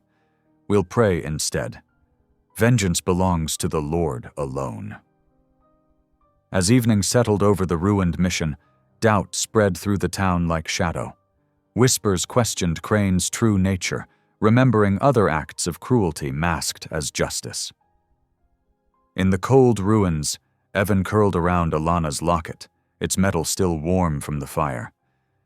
Sleep found him there, amid the ashes of his shattered dreams, clinging to faith when all else was lost. 2 days after the fire, Reverend Cobb strode into the town square, his Bible clutched in one hand and a stack of papers in the other. The morning sun cast long shadows as townsfolk gathered, drawn by his thundering voice. "Silas Crane," he called out, "the Lord has revealed your wickedness." The banker emerged from his office, straightening his vest. "Mind yourself, Reverend." Cobb held up the papers, his hand trembling with righteous anger. "These debt records, forged by your own hand, and Sheriff Holt confessed to taking your blood money." The crowd pressed closer, their murmurs growing dangerous. Someone shouted about lost farms, then another about stolen homes. The mob surged forward, breaking down Crane's office door. They emerged minutes later, carrying his strongbox, gold spilling onto the dusty street. Miles away, near the creek where wild mint grew thick, Henry Manypaths found Evan. The mountain man sat slumped against a boulder, his clothes hanging loose on his frame. "Brother," Henry said softly, touching Evan's shoulder, "you must eat. She lives." Evan's head snapped up. "Alana?" "She led the children to safety through the mission's back door. She rests now, healing at our camp." Henry's voice was gentle. "The burns on her hands are healing well." Tears streaked Evan's weathered face. "Take me to her. Please." Though Evan's legs were weak from grief and hunger, Henry helped him mount a sturdy mule. Together they set out, following the winding trail toward the Ute camp, hope blooming fresh in Evan's heart with each step. The evening stars twinkled above the Ute camp as Evan sat near the central fire, his unseeing eyes closed in prayer. Through the gentle crackle of burning wood and the whisper of wind through aspens, a familiar voice reached his ears. "Evan?" His heart leaped at the sound, soft, steady, and full of grace. Footsteps approached through the grass, and then Alana knelt beside him. Her hands, still wrapped in healing bandages, found his and held them tight. "I feared I'd lost you," he whispered, his voice rough with emotion. "The children are safe," she said, "and I've been thinking, here among Henry's people." She drew a deep breath. "What happened at the mission? I forgive them, all of them, even Crane." Something shifted in Evan's darkness at her words. Like dawn breaking over mountains, light seeped back into his world, not harsh and overwhelming like before, but gentle and clear as morning. He blinked, and there she was before him, her tear-streaked face glowing in the firelight, more beautiful than any sight he'd ever known. Henry Manypaths stood nearby, nodding with quiet understanding. Around them, The rescued mission children gathered close, their young voices joining with tribal members in a familiar hymn. The melody rose sweet and pure into the night air as Evan and Alana wept together, their tears now of joy rather than sorrow. "You see again," Alana whispered, touching his cheek. "I see what matters," Evan answered softly. "Love's the truest sight of all." Spring painted the Bitterroot Valley in vibrant hues as life stirred anew. The morning sun cast long shadows across fresh-cut timber and stacked stone as townspeople gathered to rebuild the mission. Where ashes had marked destruction, hope now rose in solid walls and gleaming windows. Evan worked alongside the others, his restored sight allowing him to lay stone with careful precision. Alana moved through the busy scene, organizing supplies and directing volunteers with quiet authority. Their shared vision of a sanctuary for blind and orphaned children drew people together, healing old wounds between settlers and natives. The new chapel took shape day by day, stronger than before, with thick, stone walls to withstand winter storms. Colored glass windows, donated by remorseful townsfolk, cast rainbow patterns across the wooden floor. Each piece seemed to whisper of redemption. On the morning of their wedding, Henry Manypaths arrived early, carrying cedar saplings in burlap-wrapped bundles. "These will grow strong," he said, planting them beside the mission's entrance, "like the love that builds this place." His weathered hands patted the earth around each tree with ceremonial care. Inside the chapel, morning light streamed through the new windows as Reverend Cobb stood before the gathered congregation. His voice carried clear and strong as he joined Evan and Alana in marriage. The preacher's eyes shone with tears as he spoke of grace found in unexpected places.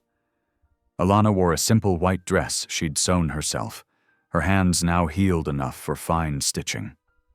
Evan couldn't take his eyes off her, marveling at how this woman's courage had changed not just his sight, but his whole world. As dusk approached, the celebration moved outdoors. Children played among the newly planted gardens, while adults shared stories and broke bread together. Evan and Alana stood hand in hand, watching the setting sun paint the mountains in shades of purple and gold. "I was born blind," Evan said softly, squeezing her hand, "but it took you and the mercy of God to help me see." His words carried the weight of truth learned through suffering and joy. The mission bell rang out across the valley, its clear tone echoing through Bitterroot Pass. The sound carried far into the gathering darkness, calling all who were lost to find their way home. Below, lamplight spilled from the mission's windows, a beacon of welcome in the wilderness. Thank you for listening. Stories connect us in the most unexpected ways. If you felt that spark today, make sure you're subscribed. I share a new one daily, and the next might change your day.